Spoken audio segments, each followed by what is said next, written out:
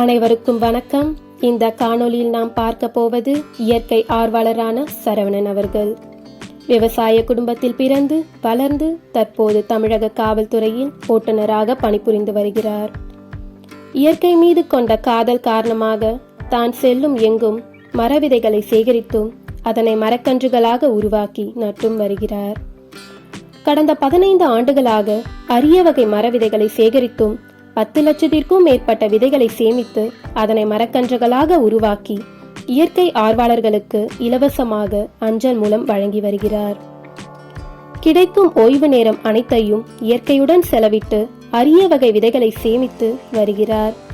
அதில் சில சிவகுண்டலம், மாவிலங்கம், வில்வம், மலைவேம்பு, நீர்மருது, நாகலிங்கம், எட்டி மரம், புன்னை மரம், கடம்பு மரம், மனோரஞ்சிதம், செண்பகம் என சொல்லிக்கொண்டே போகலாம்.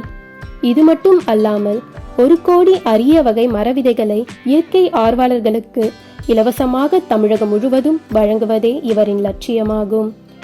1000 காடுகளை உருவாக்கும் ஆற்றல் ஒரு விதையில் உள்ளது என்பதின்படி இவரை போன்று நாமும் நம்மால் இயன்ற மரங்களை பேணி காப்போம் என இக்காணொளியை இனிதே நிறைவு செய்கிறேன்.